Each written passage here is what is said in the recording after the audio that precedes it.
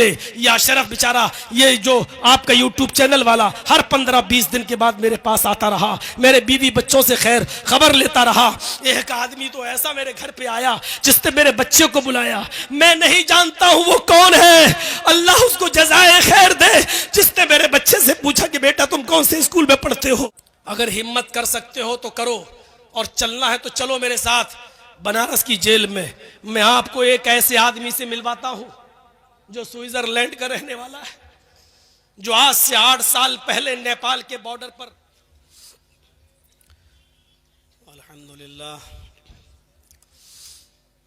नहमदुहु व नस्तईनुहु व नस्तगफिरुह व नऊज़ु बिल्लाहि मिन शुरूरि अनफुसिना व मिन सय्यिआति अमालिना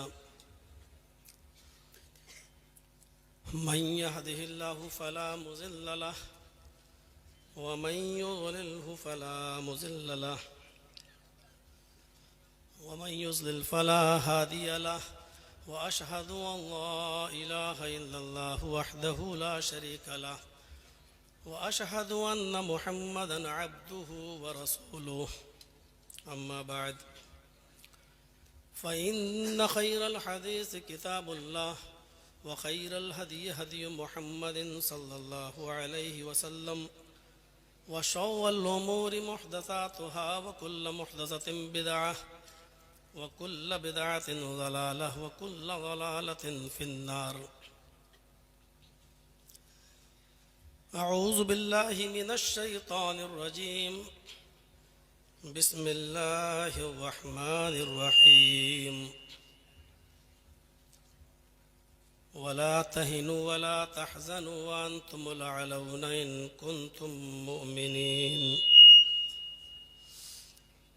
रब्बि इश्रह ली सदरी व यस्सिर ली अमरी वहलुल उक़दतम मिन लिसानी यफ़क़हू क़ौली। स्टेज पर तशरीफ़ फरमा मुअक्कर उलमाए किराम, ललमटिया नीमा और उसके अतराफ़ व अकनाफ़ से तशरीफ़ लाए हुए मुअज़्ज़ज़ सामीन हज़रात, आपको ये बखूबी इल्म है कि मैं कहाँ था और किस जगह से मैं निकला हूँ। 6 महीने के बाद ये मेरा पहला प्रोग्राम यहाँ हो रहा है।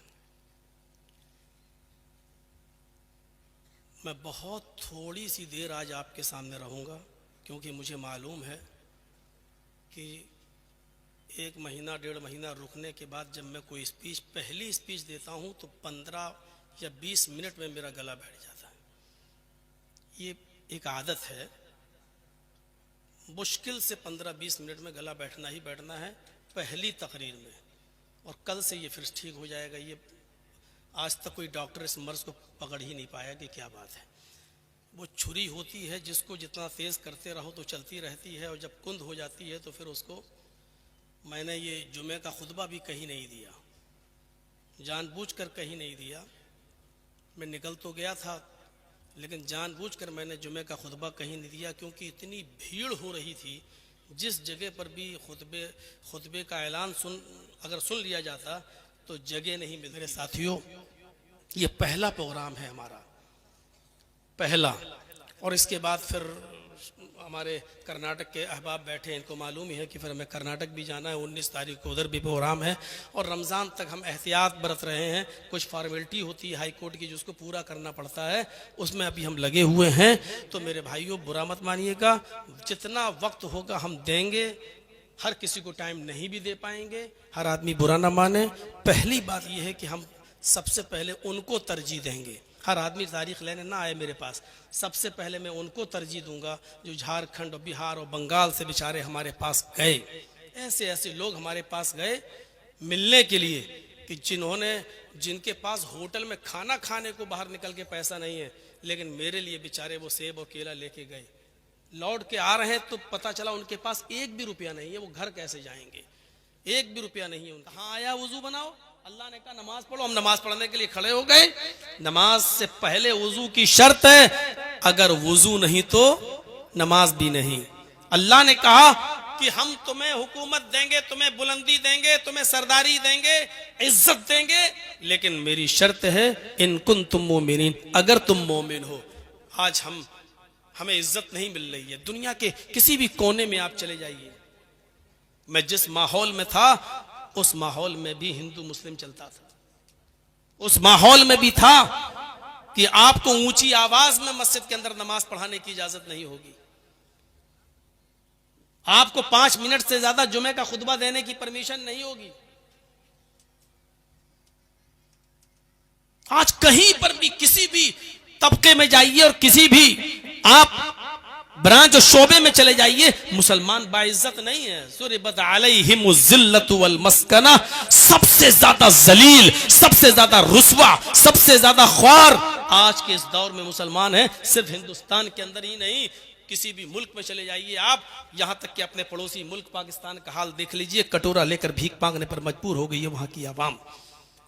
इकोनॉमी बिल्कुल ढह चुकी है, उसकी लाइट खत्म हो चुकी है उस मुल्क की, कर्ज में डूब चुका है आपका पड़ोसी मुल्क। जहां ईमान खत्म होगा, हम हिंदुस्तान के अंदर महफूज हैं, हमारी मस्जिदें महफूज हैं। यहां होली और दिवाली और ईद अगर एक दिन पड़ जाए तो आराम के साथ आप रंग से बचते हुए मस्जिद में जा सकते हैं और हिंदू भाई भी आराम से अपना त्योहार बना सकता है। लेकिन आप अपने पड़ोसी मुल्क का हाल देखें तो वहां मस्जिदें महफूज नहीं है, नमाज की हालत में गोलियों से भून दिया जाता है, सजदे की हालत में गोलियों से भून दिया जाता है। मेरे प्यारे साथियों, दुनिया के किसी भी कोने में चले जाइए, इराक का हाल देख लीजिए आप, ईरान का हाल देख लीजिए आप, सीरिया का हाल देख लीजिए आप, फिलिस्तीन का हाल आप देख लीजिए। आप दुनिया के किसी भी मुल्क में, जो आप अपने मुल्क कहते हैं जिनको इस्लामी मुल्क, मुस्लिम ममालिक, आप उनका हाल देख लीजिए। भारत के मुसलमानों से बदतर जिंदगी गुजार रहे हैं। हम इनफरादी तौर पर सबसे मजबूत हैं, हम इज्तिमाई तौर पर भी सबसे मजबूत हैं। अगर दुनिया का सबसे अमीर कोई इंसान है दुनिया का, तो वो एक मुसलमान है। और दुनिया का सबसे अमीर मुल्क अगर कोई है तो वो कुवैत, जिसकी करेंसी सबसे हाई फाई। हम इज्तिमाई तौर पर भी मजबूत हैं, इनफरादी तौर पर भी मजबूत हैं, लेकिन अफसोस ये है कि इसके बावजूद सबसे ज्यादा जलील, सबसे ज्यादा रुस्वा, सबसे ज्यादा बदनाम और सबसे ज्यादा बेबस, सबसे ज्यादा कमजोर अगर तुम्हें दुनिया में कोई नजर आएगा और हिंदुस्तान में कोई नजर आएगा तो वो मुसलमान नजर आएगा। वला तहिनु वला तहज़नु व अंतुमुल अलौना इन कुंतुम मुमिनीन, तुम गम न करो, तुम मायूस न हो जाओ, तुम परेशान न हो। मोमिनो, हम तुम ही को इज्जत देंगे, तुम ही बुलंद रहोगे, तुम ही साहिब इज्जत रहोगे, कदम कामयाबी तुम्हारे कदम चूमेगी। इन कुंतुम मुमिनीन, शर्त यह है कि तुम पहले मोमिन बन जाओ। अल्लाह ने ईमान की शर्त लगाई है, पहले तुम मोमिन बन जाओ। ईमान एक मुआहिदा है और अमल स्वालिह नतीजा है। आपसे एक मालिक और मजदूर होता है ना, मालिक जैसे मोबाइल में सिम और सिम के लिए मोबाइल, ये दोनों लाजिम और मलजूम है। आपके पास मोबाइल है लेकिन सिम नहीं तो बेकार है, आपके पास सिम है लेकिन मोबाइल नहीं तो बेकार है। आपके पास ईमान है लेकिन अमले स्वाले नहीं बेकार है, आपके पास अमले स्वाले है लेकिन ईमान नहीं बेकार है। अमले स्वाले हम क्या करेंगे, हमसे अच्छे अच्छे अमले स्वाले गैर मुस्लिम लोग करते हैं। आप चले जाइए बॉम्बे के टाटा हॉस्पिटल में लाइन लगी होगी, गैर मुस्लिमों की मदद लेकर घूम रहे हैं। कैंसर मरीजों के लिए कोई एक ट्रक सेब ला रहा है, कोई एक ट्रक ऑरेंज ला रहा है, कोई 2 लाख 4 लाख रुपए का चेक लिए खड़ा है, लीजिए साहब आप गरीब हैं तो हमसे ले लीजिए। कोई खाना लेके आ रहा है, कोई पूरा व्हील चेयर मरीजों को दे रहा है अपने पास से, कोई मरीजों का पूरा इलाज का ठेका ले रहा है अपने पास से। कितना अच्छा काम कर रहे हैं ये लोग। अभी मई और जून की गर्मी में ट्रेनों में देखिएगा आप, जहां आपकी गाड़ी रुकेगी लोग ठंडा पानी लेकर आपकी बोतलों में भरना शुरू कर देंगे। कितना अच्छा काम कर रहे हैं प्यासों को पानी पिलाने का। अमले स्वाले तो है लेकिन उनके पास ईमान नहीं है, इसलिए बेकार। हमारे पास ईमान है लेकिन अमले स्वाले नहीं, बेकार। दोनों चीजें जरूरी हैं। सूरह असर पढ़िए, अल्लाह रब्बुल आलमीन ने कामयाब मोमिन की जो शर्त बताई है उसमें ये भी रखी है, वल असर, जमाने की कसम, इन्नल इंसान लफी खुस्र, रुए जमीन पर जितने भी इंसानों को तुम देख रहे हो सरतापा सब नुकसान के अंदर डूबे हुए हैं, सब नुकसान ही नुकसान में है। कौन लोग नुकसान में नहीं है उनको अलग कर दिया, मुस्तस्ना कर दिया। इल्लल्लज़ीना आमनू व अमिलुस्सालिहात, जो लोग ईमान लाए और जिन्होंने नेक अमल किए, जो ईमान लाए और जिन्होंने अमल स्वालिह किए, ये नुकसान के अंदर नहीं है। व तवासौ बिल हक़्क़ि व तवासौ बिस सब्र, ये दूसरी तरफ इल्लल्लज़ीना आमनू व अमिलुस्सालिहात, ईमान और अमल स्वालिह ये दोनों जरूरी है। ईमान एक मुआहिदा है, अमल स्वालिह उसका नतीजा है। अगर आपने अमले स्वाले नहीं किए तो अल्लाह ने जो शर्तें रखी हैं जन्नत में जाने की, ये करो तो हम तुम्हें जन्नत में दाखिल कर देंगे जिसके नीचे दूध की नहरें बह रही होंगी, शहद की नहरें बह रही होंगी, ये तमाम चीजें अमले स्वाले के नतीजे के अंदर हैं। ईमान और अमले स्वाले दोनों चीजें हमारे अंदर होनी चाहिए। दोनों, ईमान से हमारा बुनियादी रिश्ता होना चाहिए। बुनियाद जितनी मजबूत होगी इमारत उतनी मजबूत होगी। आपने पतंग को देखा है, उड़ती है, और एक पतंग उड़ाने वाला डोर को ढील देता रहता है, पतंग ऊंचाई पर उड़ती है। आपने कभी गौर किया है कि वो पतंग आसमान की बुलंदियों पर कैसे टिकी हुई है? उसको कौन सी चीज रोके हुए है? वो पतंग ऊपर जा रही है, आप ढील देते जा रहे हैं डोर, और वो बढ़ती और ऊंचाई पे जाती चली जा रही है। उसको हवा में कौन सी चीज रोके है? उसको बुलंदी पर पहुंचाने वाली कौन सी चीज है? और कभी आपने फिर गौर किया होगा, थोड़ी देर के बाद उस पतंग के पास उड़ते हुए दूसरी पतंग आती है और दोनों पतंग में पेच लड़ते हैं और एक पतंग दूसरे पतंग की डोर को काट देती है। फिर आपने देखा होगा कि जो दूसरी पतंग कट के जमीन पर गिरती है, जिसकी डोर कट जाती है, वो पतंग हिचकोले खाते हुए, वो पतंग जंपिंग करते हुए, कोला मंडियां खाते हुए वो पतंग नीचे आती है। और फिर उसका अंजाम क्या होता है? जमीन पर खड़े चंद लड़के उस पतंग पर झपट पड़ते हैं और उसको नोच देते हैं, फाड़ देते हैं। वो पतंग जो अभी बुलंदी पर थी, वो पतंग जिसका भी हम कुछ नहीं कर पा रहे थे, वो पतंग जो अभी तक हमारी आंख का तारा बनी हुई थी, वो पतंग जिसको हम सर उठाकर इज्जत की नजरों से देख रहे थे, उसकी ऊंचाई और उसकी तरक्की पर फख्र कर रहे थे, लेकिन थोड़ी देर के बाद उस पतंग ने अपनी बुनियाद से, अपनी डोर से उस रिश्ते को खत्म किया। तो उसका अंजाम क्या हुआ? हिचकोले खाते हुए, कोला मंडियां खाते हुए वो पतंग नीचे की तरफ आई। क्यों? ये पतंग डोर से बंधी हुई है, ये मैसेज दे रही है, ये पैगाम दे रही है कि आए ईमान वालों, हम अपनी बुनियाद से जब तक जुड़े थे, बुलंदियों पर थे, हमारा रिश्ता अपनी बुनियाद से जब तक जुड़ा हुआ था, दुनिया की कोई ताकत मेरा कुछ नहीं कर पा रही थी। तुम नीचे देखकर हमें, हमारी तरफ देखकर अपनी आंखें ठंडी कर रहे थे और फख्र के साथ कह रहे थे ये पतंग कितनी ऊंचाई पर है, कितनी तरक्की की हुई है। तुम भी हमारा कुछ नहीं कर पा रहे थे, लेकिन जब हमने अपनी डोर से रिश्ता तोड़ लिया है, अपनी बुनियाद से रिश्ता खत्म कर लिया है, जब हमने अपनी डोर से, अपनी बुनियाद से रिश्ते को मुनक़ता कर लिया है, तो अब हमारा अंजाम बुलंदी पर पहुंचना नहीं है, तरक्की पर पहुंचना नहीं है, क्योंकि हमने अपनी बुनियाद से अपना नाता तोड़ लिया है। जैसी उस डोर को काटा गया, उस डोर ने अपना रिश्ता मुनक़ता किया उस पतंग से, पतंग ने डोर से जैसी मुनक़ता किया, पतंग बुलंदी पर नहीं जाती है, आसमान की ऊंचाइयों पर नहीं जाती है, हिचकोले खाते हुए जमीन की ऊपर आती है और जमीन की ऊपर बैठे हुए या खड़े होने वाले चंद लड़के उस पतंग पर टूट पड़ते हैं। मुसलमानों, हमारी बुनियाद है ईमान। मुसलमानों, जब तक हम ईमान से बंधे हुए हैं और हम इस ईमान की डोर से हम बंधे हुए हैं, तरक्की करेंगे, ऊंचाई के ऊपर जाएंगे, हमें देखकर लोग फख्र करेंगे, इसलिए कि हमारी बुनियाद मजबूत है और हमने अपना रिश्ता, अपनी बुनियाद अपने ईमान से जोड़े रखा है। इसी को कुरान कह रहा, व अंतुमुल आलौन इन कुंतुम मुमिनीन, अगर तुम मोमिन हो तो हम तुम्हें इज्जत देंगे, हम तुम्हें सर बुलंदी देंगे, हम तुम्हें ऊंचाइयों पर पहुंचाएंगे, हम तुम्हें हुकूमत देंगे अगर तुम मोमिन हो। और जब तुम ईमान से अपने रिश्ते को मुनक़ता कर लोगे, ईमान से अपने रिश्ते को तोड़ लोगे, तो फिर तुम्हारा अंजाम वही होगा जो एक पतंग का होता है। दुनिया की सारी कौमें तुम्हारे ऊपर टूट पड़ेंगी। यूशिकुल उममु अन तदालैकुम कमा तदाला कलतु अला क़िसतिहा। जिस तरह भूखे लोग दस्तरखान के ऊपर टूट पड़ते हैं, उसी तरीके से दुनिया की सारी कौमें तुम्हारे ऊपर टूट पड़ेंगी, इसलिए कि तुमने ईमान से अपने रिश्ते को मुनक़ता कर लिया है।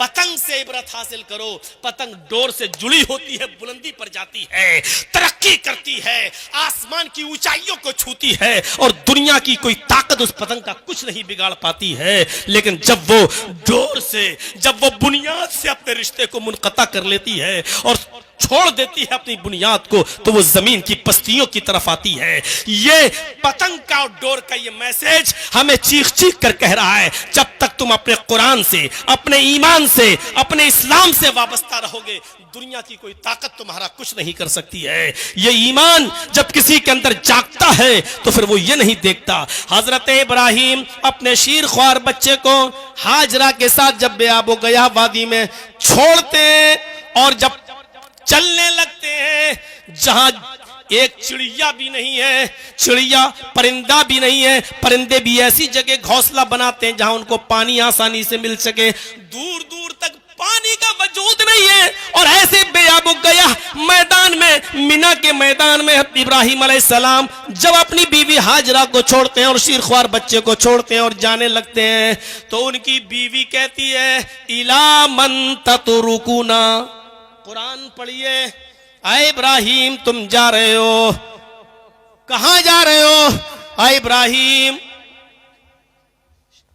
शाम से लेकर यहां तक खैर आफियत के साथ मुझे लेकर आए हो, इराक की सरजमीन से लेकर यहां तक तुम खैर आफियत के साथ मुझे लेकर आए हो।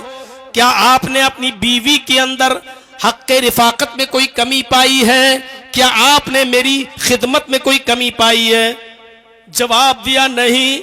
फिर तुम मुझे इस तन्हा मैदान में, इस अकेली वादी में मुझे छोड़ के कहां जा रहे हो? इब्राहिम ने कोई जवाब नहीं दिया। ये कौन सा ईमान था, ये कौन सा जज्बा था? शीर ख्वार बच्चा जो अभी हाजरा का अपनी माँ का दूध पीता है, खाने पीने की कोई चीज मौजूद नहीं है, थोड़े से सत्तू हैं 2-3 दिन में खत्म हो जाएंगे, थोड़ा सा पानी है 2-3 दिन में खत्म हो जाएगा। आजकल की तरह ट्यूबलाइट का जमाना भी नहीं था, मरकरी का जमाना भी नहीं था। बेआबो गया वादी और उस वादी के अंदर छोड़ के जब जा रहे हैं और जब मुड़कर देखते ही नहीं है, तो हाजरा ने पूछ ही लिया बज़बान कुरान, इला मन ततरुकुना। आए इब्राहिम हमें किसके हवाले करके जा रहे हो? आए इब्राहिम हमें किसके पीछे, किसके हवाले करके जा रहे हो? किसके जिम्मे, किसके सुपुर्द छोड़ के जा रहे हो? इब्राहिम अलैहिस्सलाम पीछे मुड़कर नहीं देखते हैं, सीधे जाते जाते कहते इल्लल्लाह, आए मेरी बीवी हाजरा, मैंने तुझे अल्लाह की सुपुर्द कर दिया है। ईमान देखिए, जज्बा देखिए। इला मन ततरुकुना, हमें किसके हवाले छोड़ कर जा रहे हो?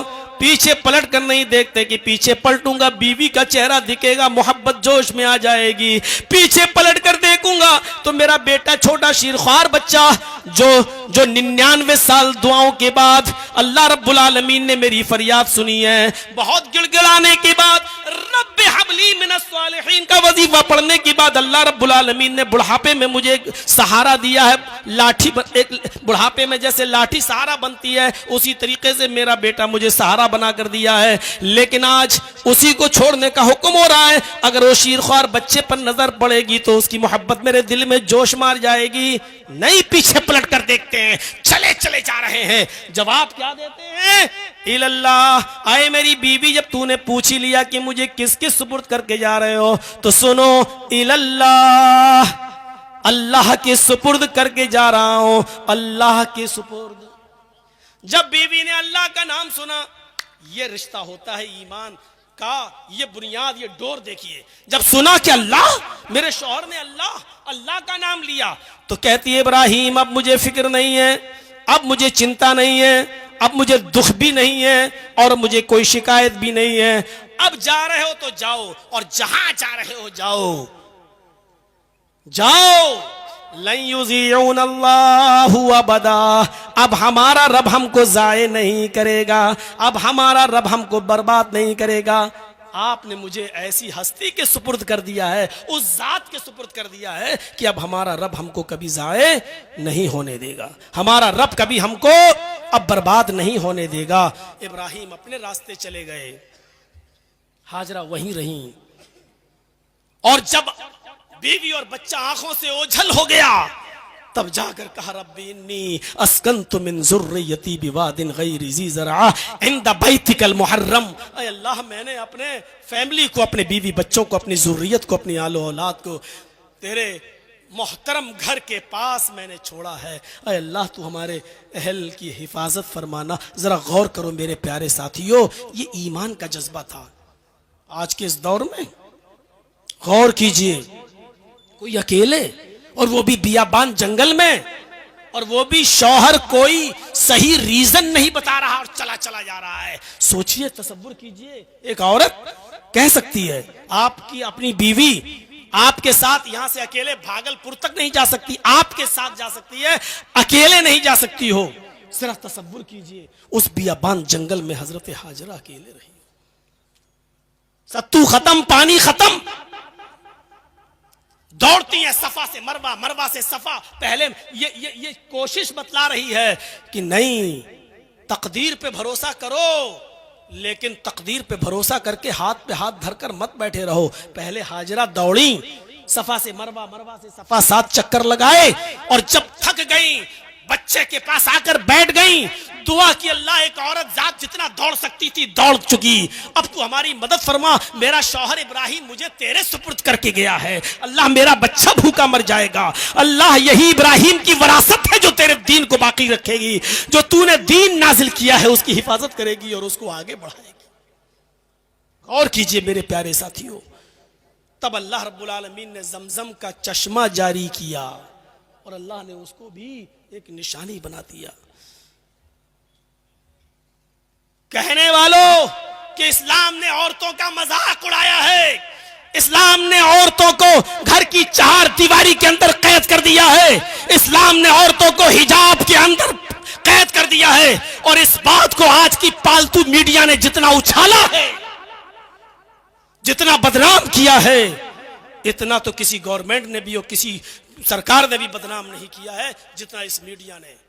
उस मीडिया को कान के पर्दे खोल के सुन लेना चाहिए कि इस्लाम ने औरत को वो मकाम दिया है कि जहां जहां हाजरा के कदम पड़े और जहां जहां हाजरा दौड़ी, अल्लाह रब्बुल आलमीन ने हजरत हाजरा के नक्शे पा को अपनी इबादत का हिस्सा बना दिया है, उसको अपनी इबादत करार दे दिया है कि जब तक तुम भी सफा और मरवा के चक्कर हज और उम्रे में नहीं लगाओगे तुम्हारी इबादत कबूल नहीं होगी। हजरत हाजरा के नक्शे पा को अपनी इबादत का एक हिस्सा करार दे दिया है। इससे बड़ी एक औरत की इज्जत क्या होगी, इससे बड़ा एक औरत का मकाम क्या होगा। अपने शौहर के मरने के बाद औरत को इस भारत में ही नहीं दुनिया के किसी भी कोने में जिंदा रहने का हक ना हो और उसको अपने शौहर की चिता में जल जाने का अधिकार देता हो जो धर्म और जो मजहब और जो कानून, गौर करो, वो आज हमें बता रहे हैं कि औरतों का सम्मान क्या है और औरतों की इज्जत क्या है। मेरे भाइयों, ये इस्लाम है जो औरतों का की इज्जत और सम्मान बताता है। वही मोहम्मद रसूलुल्लाह है जो खौला बिनते सालबा को अपने घर की 4 दीवारी से निकाल कर कह रहे हैं, अरे खौला, तेरे लिए मेरे पास अब कोई रास्ता नहीं है, तू अपने शौहर के ऊपर हराम हो चुकी है। और वही खौला जब मस्जिद नबवी में जाती है, 2 रकात नमाज पढ़ती है, अपने दोनों हाथों को आसमान की तरफ उठाकर कहती है, अल्लाह मेरे और मेरे शौहर के दरमियान कोई रास्ता निकाल। तो अल्लाह रब्बुल आलमीन ने इस औरत की निदा को 7वें आसमान की बुलंदी से सुना और अपने नबी पर जिब्राइल को भेजकर ये हुक्म नाजिल फरमा दिया, क़द समी अल्लाहु क़ौलन लती तुजादिलुका फ़ी ज़ौजिहा व तश्तकी इलल्लाह। अल्लाह ने उस औरत की गुफ्तगू को सुन लिया जो आपसे अपने शौहर के बारे में फरियाद कर रही थी, वह तश्तकी इलल्लाह, और अल्लाह से भी फरियाद कर रही थी। अल्लाह ने उसकी फरियाद को सुन लिया। 7वें आसमान के ऊपर अल्लाह ने एक औरत की फरियाद को सुना, उस औरत की फरियाद को सुना जो मोहम्मद की चौखट से महरूम हो चुकी थी। मोहम्मद रसूलुल्लाह जिसके लिए रास्ता नहीं निकाल सके, अल्लाह ने उसके लिए रास्ता निकाला। मेरे भाइयों, ये औरत का एक सम्मान, औरत की एक इज्जत है जो इस्लाम ने औरत को दी है। यही खौला बिनते सालबा है, जब बूढ़ी थी और कमर झुकाकर चल रही थी और लाठी टेक कर चल रही थी, तो एक पुल के पास उन्होंने कहा है उमर रुक। उमर रुक गए, कहा उतर घोड़े से। उमर घोड़े से उतरे, कहा मेरे पास आ, कान नीचे कर। और उस बुढ़िया ने उमर के कान में कुछ कहा तो सहाबा ने कहा उमर अमीरुल मोमिनीन, एक मामूली औरत के लिए आप घोड़े से उतर गए, एक मामूली औरत के लिए आप झुक गए और उसके सामने अपना कान पेश कर दिया। उमर रोते हुए कहते हैं कि ऐ मोहम्मद के साथियों, ये मामूली औरत नहीं है, ये वो औरत है जिसकी जबान से निकले हुए कलमात को सातवें आसमान पर बैठे हुए अर्श पर मुस्तवी अल्लाह ने भी रिजेक्ट नहीं किया है, अल्लाह ने भी उसकी फरियाद को सुना है। तो उमर कौन होता है जो उसकी फरियाद को रिजेक्ट कर दे? उमर कौन होता है जो उसकी फरियाद को रायगा कर दे और रिजेक्ट कर दे? मेरे प्यारे साथियों, ईमान से अपने रिश्ते को मजबूत कीजिए। ईमान का रिश्ता बड़ा मजबूत हो, आप बुलंदी पर फायज होंगे। ईमान जानते हैं, एक मिसाल से समझाने की कोशिश करता हूं। हजरत मूसा का और फिरौन का वाकया तो आपने बहुत बार सुना होगा, थोड़ा सा गौर कर लीजिएगा। ईमान जब किसी के अंदर पैदा होता है तो उसके अंदर क्या चीज पैदा हो जाती है? क्या चीज पैदा हो जाती है जब ईमान किसी के अंदर पैदा होता है? उफ, फिरौन और मूसा के दरमियान एक मुनाजरा होने लगता है। आओ जमा हो जाए एक मैदान में, तुम सच्चे या हम सच्चे। और फिरौन अपने जादूगरों को लेकर गया और कहा कि आज तुम ऐसा तिलस्म दिखाओ, ऐसा जादू दिखाओ कि आज फिरौन और आज मूसा और उसके साथी सब हक्का बक्का रह जाएं और मूसा हार जाए। जानते हो जब किसी के अंदर ईमान नहीं होता तो मुतालबा क्या करता है? वही फिरौन के जादूगरों ने मुतालबा किया, ये तो मेरे बाएं हाथ का खेल है, मूसा और उसके साथी हक्का बक्का रह जाएंगे, हार जाएंगे, भाग जाएंगे। लेकिन अगर हमने ऐसा किया, इन्ना लना ला अजरन इन कुन्ना नहनुल गालिबीन, अगर हम मूसा और उसके साथियों पर गालिब आ गए तो आप हमें इनाम क्या देंगे? हमारा अजर क्या होगा? हमारा इनाम क्या होगा? बस इसी बात को जहन में रखिएगा। जादूगरों ने अपना तिलस्म, अपना जादू, अपना कर्तव्य दिखाने से पहले क्या कहा? हमारा इनाम क्या होगा? हमारा बदला क्या होगा? हमें आप देंगे क्या? तो फिरौन ने उसके जवाब में क्या कहा? यही चीज फेंकी जाती है और लोगों के ईमान खरीद लिए जाते हैं और बिक जाते हैं। क्या कहा?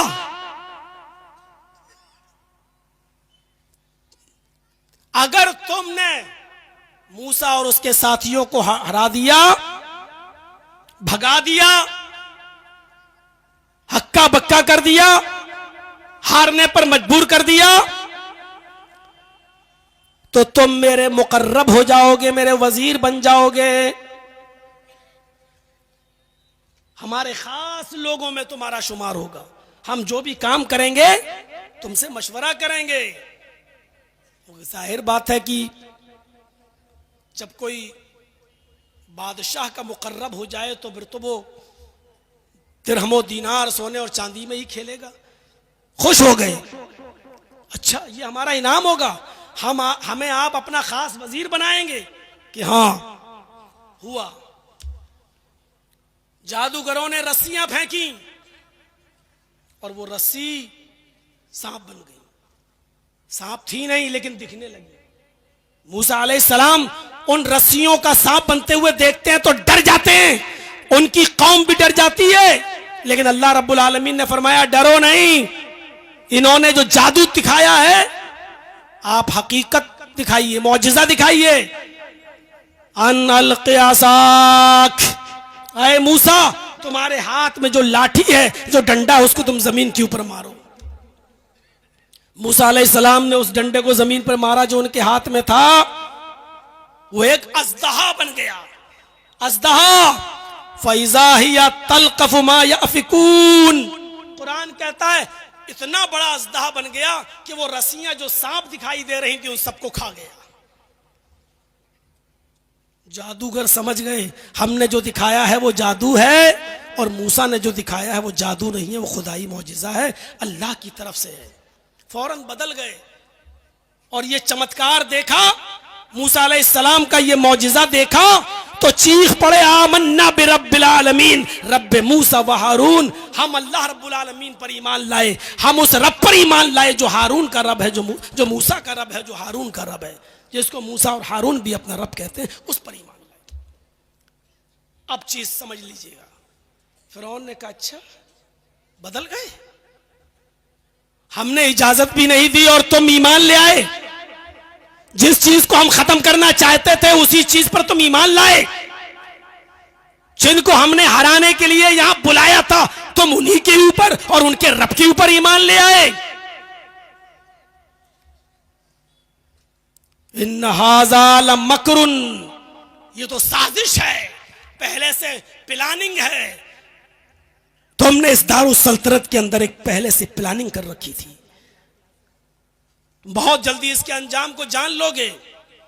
और फिरौन ने फिर सजा सुनाई, ला उक़त्तिअन्ना अयदियकुम व अर्जुलकुम मिन खिलाफ, अब तुम्हारी सजा यह है कि हम तुम्हारे हाथ काटेंगे और पैर काटेंगे मुख्तलिफ सिमतों से, मुखालिफ सिमतों से। अगर दाहिना हाथ काटेंगे तो बायां पैर, और बायां हाथ काटेंगे तो दायां पैर।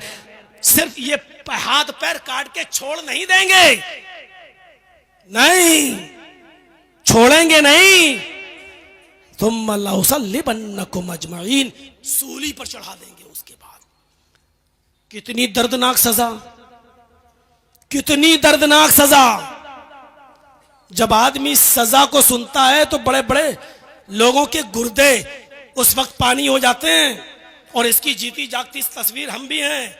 जब कटघरे के अंदर हमको 10 साल की सजा सुनाई गई तो थोड़ी देर के लिए हम भी भौचक्का रह गए हैं, ये क्या हुआ।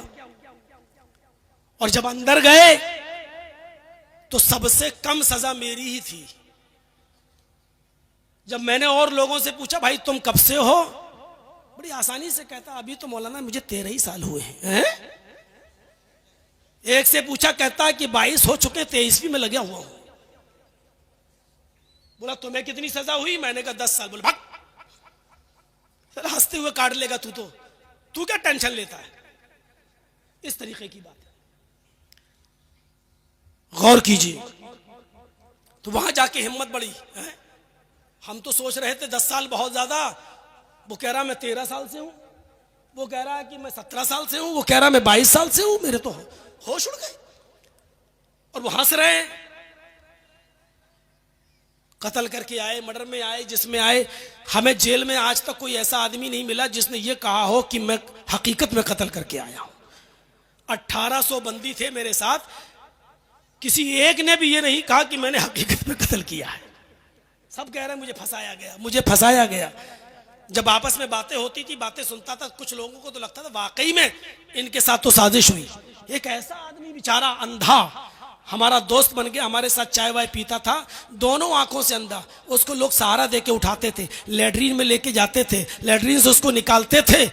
मैंने उससे पूछा ये कितने साल से है, कहा इसको 7वां साल चल रहा है। मैंने कहा ये किस में आया, कहा कत्ल में। बताइए कत्ल किया होगा।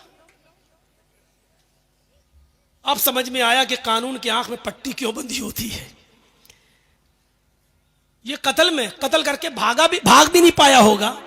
जिस आदमी को लेटरीन में ले जाने के लिए एक आदमी लगा हो, उससे निकालने के लिए एक आदमी लगा हो, उसको भंडारे से खाना लेने के लिए एक आदमी लगा हो, वो आदमी किस में आया, कत्ल के जुर्म में। अंधा भी उसको देखकर कह देगा, थोड़ी सी अकल रखने वाला भी ये बेचारा फंसाया गया है। इतना साफ सुथरा आदमी भी बेचारा जेल की सलाखों में है और वहां का जेलर कह रहा है हम तो सिर्फ कानून को मानते हैं साहब, इसका वारंट आया हमने रख लिया, इसकी रिहाई का ऑर्डर ले आओ, हम 1 मिनट में छोड़ देंगे इसको, हम तो सिर्फ रक्षा करते हैं। गौर कीजिए, तस्लीम नहीं कर सकते आप। कितनी बड़ी सजा सुनाई, लाउक़त्तिअन्नक अयदियकुम वअरजुलकुम, तुम्हारे हाथ कटवा दूंगा, तुम्हारे पैर। उलमा बैठे जानते, उक़त्तिअन्न कहा, टुकड़े टुकड़े कर दूंगा। तख्ती, टुकड़े टुकड़े करना। ये हाथ यहां से काटेंगे नहीं, इधर इधर इधर इधर इधर। दाहिना हाथ टुकड़े टुकड़े करेंगे तो बायां पैर, और बायां हाथ टुकड़े टुकड़े करेंगे तो दायां पैर। फिर क्या करेंगे? छोड़ेंगे नहीं। सुम्मा लउसल्लिबन्नकुम अजमईन, सूली पर लटका देंगे, फांसी पर चढ़ा देंगे, तुम सबको तख्तेदार पर लटका देंगे। और ये सजा सुनने के बाद जानते हो क्या कह रहे हैं वो जादूगर? अभी जो इनाम मांग रहे थे, अभी जो फिरौन से कह रहे थे अगर हमने मूसा और उसके साथियों को हरा दिया तो तुम मुझे क्या इनाम दोगे, जब इतनी बड़ी सजा सुनते हैं तो क्या कहते हैं? आए फिरौन, तुझे जो कुछ भी करना है कर, जो कुछ भी कर सकता है तू कर ले, तुझे इख्तियार है, हाथ कटवा, पैर कटवा, गर्दन कटवा या फांसी के तख्ते पे लटका, तुझे जो करना है, फक्जी मा अंत काजिन, जो कुछ भी करना है कर। हम अब उन निशानियों को देखने के बाद जो अल्लाह तबारक व तआला की तरफ से हमें दिखाई गई, मौजिज़ा देखने के बाद, वाज़ेह निशानियां सामने आ जाने के बाद, अब हम तुझे तरजीह नहीं दे सकते हैं। फ़क़्ज़ी मा अंत क़ाज़ी, कर जो कुछ भी तुझे करना है। इन्नमा तक़ज़ी हाज़िहिल हयातिद दुनिया, तू सिर्फ दुनिया की हद तक जो कुछ कर सकता है कर ले, दुनिया की हद तक जो कुछ कर सकता है कर ले, सिर्फ दुनिया की हद तक तू जो कुछ कर सकता है वही करेगा। आखिरत का तू मालिक नहीं है, वो मालिक अल्लाह है। तो दुनिया में मुझे सता सकता है लेकिन आखिरत में मुझे नहीं सता सकता। गौर करो, मैं बताना यह चाहता था कि जब किसी के अंदर ईमान पैदा होता है, जब ईमान की रूह उसके अंदर आती है तो फिर वो इतना मजबूत हो जाता है, जो अभी इनाम लेना चाह रहा था वो अब हाथ और पैर कटवाने के लिए तैयार हो गया, वो अब सूली पे लटकने के लिए तैयार हो गया।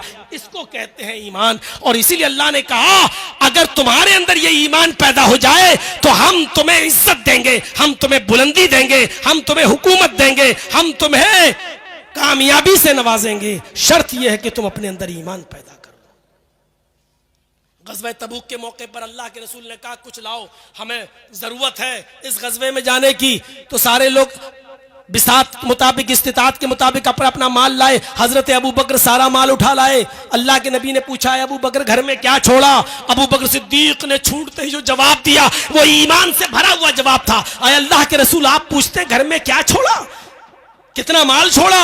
घर में तो हम सिर्फ अल्लाह और उसके रसूल की मोहब्बत को छोड़ के आए और कुछ नहीं। घर का सारा माल लेकर चले आए, सारा माल, कुछ नहीं छोड़ा। घर में छोड़ा तो अल्लाह और उसके रसूल की मोहब्बत को छोड़ा है। हजरत उमर फारूक अपने घर का आधा माल ले आए थे, आधा माल, लेकिन उमर फारूक का घर का आधा माल अबू बकर के घर के पूरे माल से ज्यादा था। हजरत उमर से पूछा तुम क्या लाए? कहा अल्लाह के रसूल घर का आधा माल लाया। अल्लाह ने कहा बरकत दे, अल्लाह तुम्हें बरकत दे। फरमाया अबू बकर तुम क्या लाए?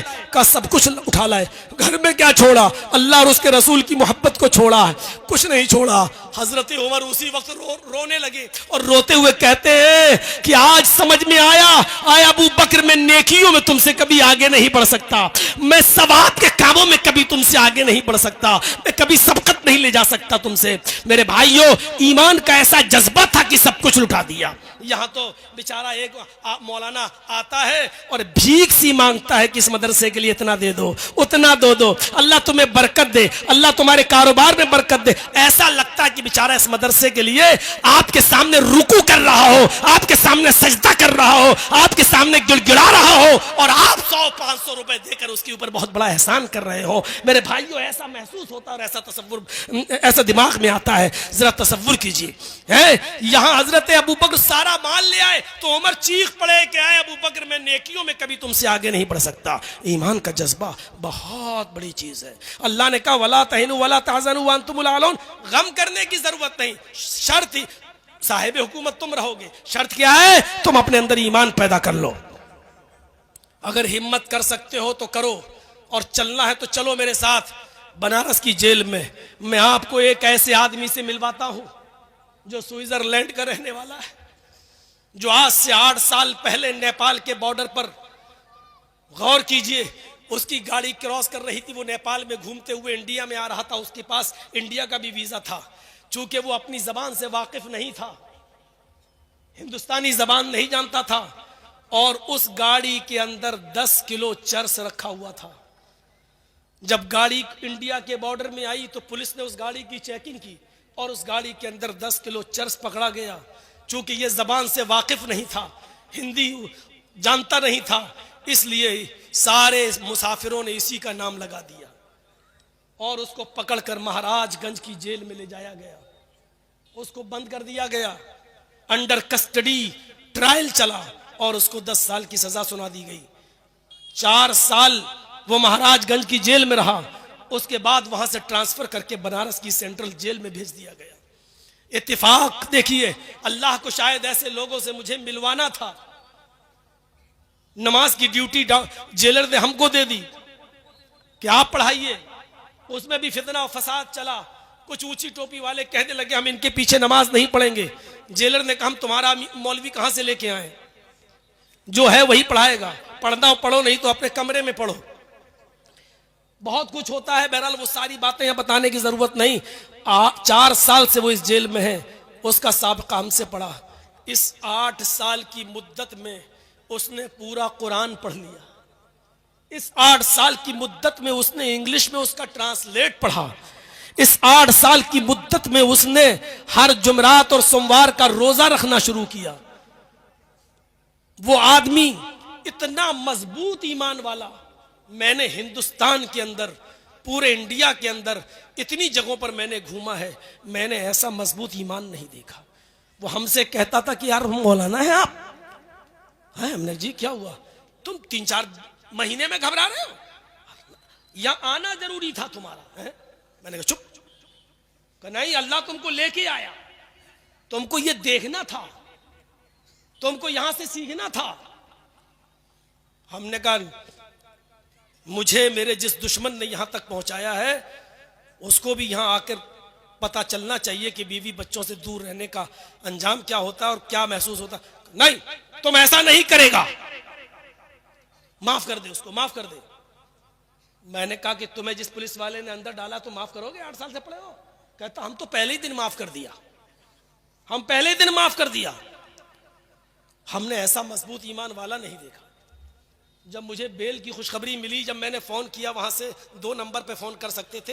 अब जब से अखिलेश की सरकार आई थी तो उसने 2 नंबर चालू करवा दिए थे कि कैदी जो है बंदी 2 नंबर पे बात कर सकता है 5 मिनट। तो जब मैंने अपने वकील से बात की तो उसने कहा मुबारक हो आपकी बेल हो गई। तो सबसे पहले मैंने उसी को बताया जुमे के दिन कि मेरी बेल हो गई। उसने कहा क्यों बताता है, क्यों बोलता है, हमको भी मत बताओ। क्यों? अरे जेल में नजर लग जाता है। अपनी भाषा में बोल रहा है, उर्दू सीखा, हिंदी सीखा। मैंने कहा यार इस आदमी से मैं मिलने जरूर आऊंगा। मैं शनिचर को जेल से रिहा हुआ और जुमा मैंने कहीं नहीं पढ़ाया जानबूझकर, क्योंकि जहां पढ़ाता वहां भीड़ हम संभाल नहीं पाते। इतनी भीड़ आ रही थी कि फिर मैंने सोचा मीडिया वीडिया ना आ जाए, तो मैं मुसाफिर था। जुमे के दिन हम जेल ही में चले गए। जो हमारे दोस्त बन चुके थे, जो खाना वाना बनाते थे हमारा, जो बेचारे कपड़े अपड़े भी धुल देते थे, हमारे पीछे नमाज भी पढ़ते थे, हमने उनसे मुलाकात करना बेहतर समझा कि बेचारों की कुछ मदद कर दी जाए। अब हम बाहर हैं, उनसे हम मिलने चले गए तो उस आदमी से भी मिले। इतना खुश हुआ मेरे भाइयों। आज भी स्विट्जरलैंड का रहने वाला वो आदमी, और 8 साल की सजा अभी तक काट चुका है फर्जी केस के अंदर, फर्जी केस के अंदर बेचारा।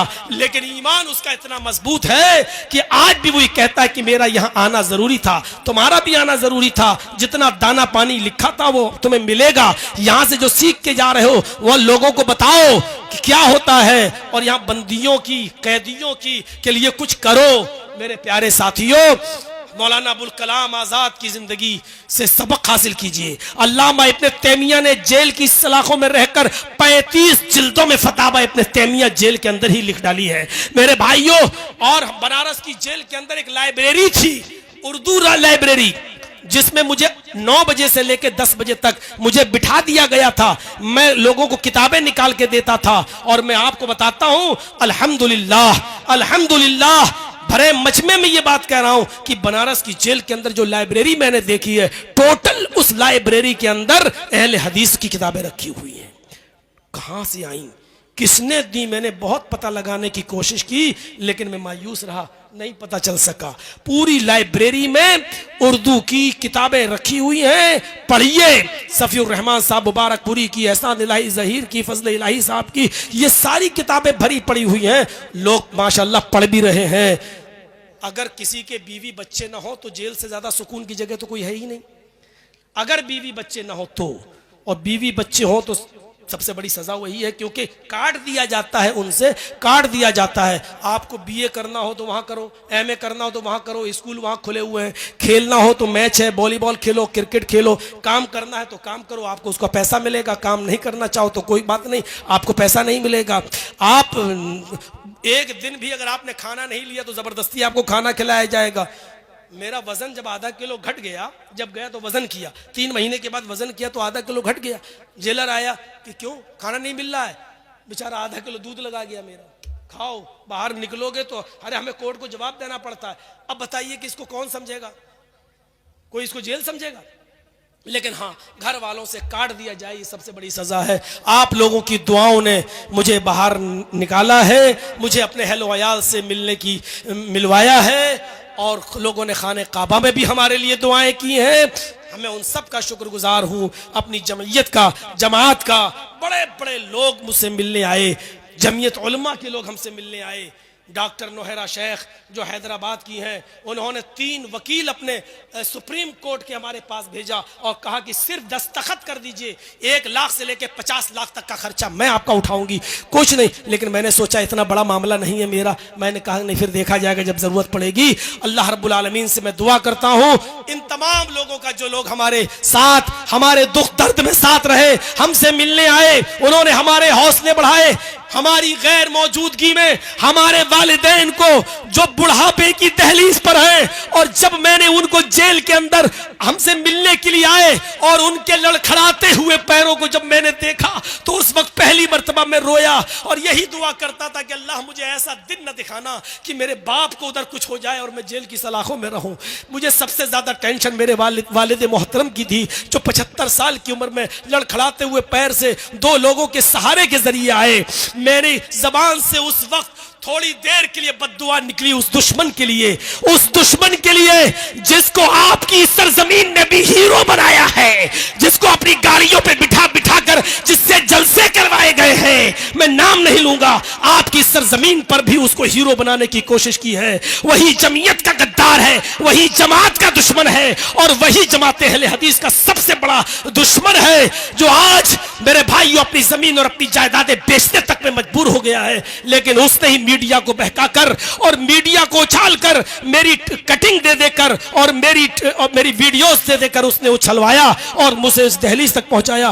पहली मर्तबा मेरी जबान से उसके लिए बद्दुआया जुमला निकला था। मेरे भाइयों, ये जायज था या नाजायज ये मैं तन्हाई में सोचूंगा, लेकिन मेरे भाइयों, हमने अपने बूढ़े माँ बाप के उन कदमों को लड़खड़ाते हुए देखा तो बड़े से बड़ा गुर्दा वाला आदमी भी मेरे भाइयों इंसान था, मैं इंसान था, मेरी जबान से भी वो जुमले निकले। या शरफ बेचारा, ये जो आपका यूट्यूब चैनल वाला, हर 15-20 दिन के बाद मेरे पास आता रहा, मेरे बीवी बच्चों से खैर खबर लेता रहा।